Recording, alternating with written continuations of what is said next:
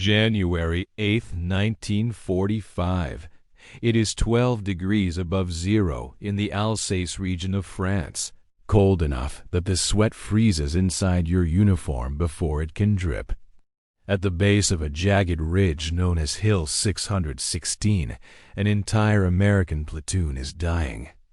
They are pinned down in the snow, pressing their faces into the frozen mud as German machine gun fire chews up the air inches above their heads.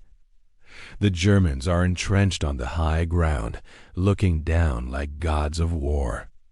They have 3 MG-42 machine guns positioned in reinforced timber bunkers with interlocking fields of fire that cover every square inch of the slope. It is a killing box. 11 men from the 2nd Platoon have already been butchered in the last few days trying to take this hill. The snow around the base is no longer white. It is a churned slush of dirt and bright red blood. Technical Sergeant Russell Dunham knows the statistics. He knows that his division, the 3rd Infantry, has lost more men than any other division in the European theater. He knows that if they stay here, the German mortar will bracket their position and turn them into pink mist. But if they retreat, they will be cut down in the open. They are trapped. A rat in a trap has 2 choices: wait to die or do something insane. Russell Dunham chooses insane. He looks at the snow, then he looks at his olive drab uniform, which sticks out like a black target against the white landscape. He crawls back to the supply pile and finds a white mattress cover. He doesn't ask for permission. He tears the fabric open and pulls it over his head like a ghostly robe. It is crude, it is ridiculous, and it is the only camouflage he has. Then he starts loading up. He is not planning a tactical maneuver. He is planning a one-man war. He shoves 12 30-round carbine magazines into his pockets. He hooks a dozen fragmentation grenades onto his belt, his suspenders, and even into the buttonholes of his jacket. When he stands up, he is carrying 72 pounds of explosives and ammunition. He looks less like a soldier and more like a walking grenade. He turns to his platoon sergeant, gives a nod, and starts walking up the hill alone. The slope is steep, 40 degrees of ice and rock. Dunham moves in the brief seconds when the German gunners are changing barrels or scanning other sectors. He crawls on his belly, dragging the weight of his arsenal through the deep snow. The cold bites through his gloves, numbing his fingers, but his adrenaline is pumping so hot he can barely feel it. He gets within 75 yards of the first machine gun nest. The Germans spot movement, a white blur shifting against the white snow. The MG-42 swings toward him. At 1,200 rounds per minute, the German machine gun sounds like ripping canvas. Bullets tear through Dunham's mattress cover, snapping the fabric but missing his flesh. He keeps moving. He stands up to sprint the last few yards, and that is when the sniper catches him. A rifle bullet slams into his back. It carves a 10-inch gash from his shoulder blade down to his spine, ripping through muscle and exposing the bone. The impact spins him around like a ragdoll and throws him 15 yards down the slope. He lands face down in the snow. The pain is blinding, a white-hot poker shoved into his nervous system. Blood begins to pour from the wound, soaking the back of his white mattress cover, turning it into a gruesome red flag. He lies there for 5 seconds, gasping for air, waiting for the darkness to take him. But the darkness doesn't come. Instead, a German grenade lands 2 feet from his head. In that fraction of a second, instinct takes over. Dunham doesn't think. He kicks. His boot connects with the grenade, sending it skittering 5 yards down the slope just as it detonates. The concussion lifts him off the ground, rattling his teeth, but he is still alive, and now he is angry. Russell Dunham gets back on his feet. The blood is running down his pants, filling his boots, but he charges up the hill screaming. The German gunner in the first nest tries to swing the heavy barrel back toward this impossible American ghost, but he is too slow. Dunham is already inside the kill zone. At 10 yards, he unleashes a burst from his M1 carbine. The bullets punch through the timber and the gunner's chest. The assistant gunner reaches for his rifle, but Dunham drops him with 2 shots. The third German throws his hands up, screaming in terror at the blood-soaked demon charging at him. Dunham grabs the German by the collar, drags him out of the hole, and kicks him down the hill toward the American lines. 1 nest down. 2 to go. The second machine gun nest is 50 yards higher, dug into the tree line. The crew has watched Dunham destroy their comrades. They know he is coming. They adjust their aim. Dunham is now a visible target, the bright red stain on his back making him impossible to miss. Bullets kick up geysers of snow around his boots. He hits the dirt and starts crawling again. The pain in his back is a rhythmic, grinding agony that syncs with his heartbeat. He is losing blood fast. His vision is starting to tunnel, the edges of the world turning gray. But he keeps crawling. At 35 yards, he pulls 2 grenades from his belt. He pulls the pins with his teeth, counts to 2, and hurls them. They arc through the cold air and land perfectly inside the timber bunker. The explosion silences the gun instantly. Dunham is up and moving before the smoke clears. He fires into the smoke, killing the crew before they can recover. But now, German infantry from the supporting foxholes are swarming out. 7 riflemen charge him. Dunham stands his ground in the open, firing from the hip. He empties a magazine, reloads in split seconds, and empties another. 3 Germans drop. The other 4 look at this man, this invincible, blood-soaked giant who refuses to die, and they break. They turn and run up the hill. Dunham lets them go. He has 1 target left. The third machine gun nest is at the very top of the ridge. It overlooks the entire valley. The Germans up there have had 12 minutes to watch Dunham coming. They have every advantage. They have height, cover, and heavy weaponry. Dunham is out of breath. He is dizzy from blood loss. He has barely enough strength to hold his rifle. He starts the final climb. A rifle grenade explodes 10 yards to his left, the shrapnel feeling like a mule kicked to his ribs. He stumbles but doesn't fall.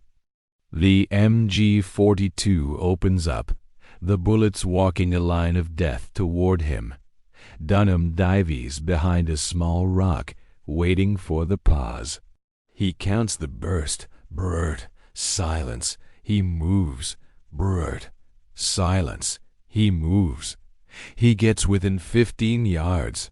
This is suicide range. He stands up, swaying on his feet. The German gunner sees him and traverses the gun.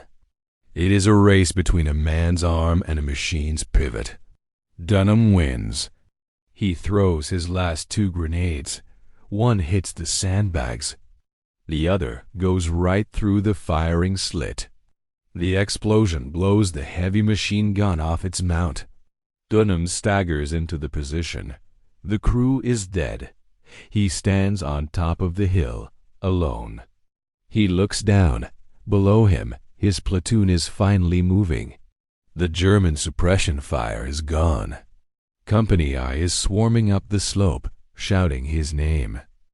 Dunham tries to wave, but his knees buckle. He collapses into the bloody snow. He has fired 175 rounds. He has thrown 11 grenades. He has killed 9 men, wounded 7, and destroyed the entire German defensive line single-handedly. But the war isn't done with Russell Dunham yet. The medics patch him up. They tell him the bullet missed his spine by an inch. They tell him he needs 2 months to heal. Dunham gives them 10 days. On January 22nd, with his stitches still pulling at his flesh, he walks back to the front line. His unit is moving to a town called Holzwehr. And this is where the story shifts from a war movie to a survival horror. The next morning, Dunham's platoon is surrounded. German Tiger and Panther tanks roll out of the mist, their 88mm cannons leveling the American positions. Company I has no anti-tank weapons. They are overrun in minutes. The order is given to surrender. Hundreds of Americans raise their hands. Dunham watches them. He touches the fresh scar on his back. He decides he is not going to a prison camp. As the Germans round up the prisoners, Dunham slips away. He runs toward a cluster of farm buildings. He can hear the German boots crunching on the frozen ground behind him. He ducks into a storage shed. It is a dead end. There is nowhere to hide, except for a row of wooden barrels against the wall. He lifts the lid of the first one, potatoes. The second one, empty. The third one, it is full of sauerkraut, fermented, freezing cold cabbage brine. The smell is overpowering. Dunham doesn't hesitate. He climbs in. He sinks his body into the slime, the acidic brine soaking instantly into his unhealed bullet wound. The pain is so intense he nearly blacks out. It feels like pouring battery acid on raw meat. He pulls the lid over his head just as the door kicks open. German soldiers enter the shed. They are laughing, talking, looting. Dunham holds his breath under the cabbage. He can hear them knocking over the other barrels. They stop at his barrel. Dunham grips his pistol underwater. If they open it, he will take as many as he can. But the smell of the sauerkraut is so strong the Germans don't bother checking deep. They leave. Dunham stays in that barrel for 13 hours. Let that sink in. 13 hours submerged in freezing, acidic brine, crouching in the dark, bleeding into the cabbage. The temperature outside drops to 8 degrees. The liquid begins to turn to slush. His legs go numb. His frostbitten feet burn like fire, then go cold. He hallucinates. He thinks about his brother, Ralph, who is somewhere out there in the snow. When he finally pushes the lid off the next morning, he is barely human. He is a block of ice soaked in vinegar. He climbs out, his joints locked in agony. He stumbles out of the shed. The Germans are gone, or so he thinks. He walks around the corner of the barn and freezes. 2 German soldiers are standing right there. They raise their rifles. Dunham is too stiff to draw his pistol. He raises hands. They capture him. Again. They search him. But they are lazy. They find a pack of Lucky Strike cigarettes in his breast pocket and get excited. They start arguing over who gets the smokes. In their greed, they forget to check his shoulder holster. They forget to check under his armpit where he is hiding a Colt 1911.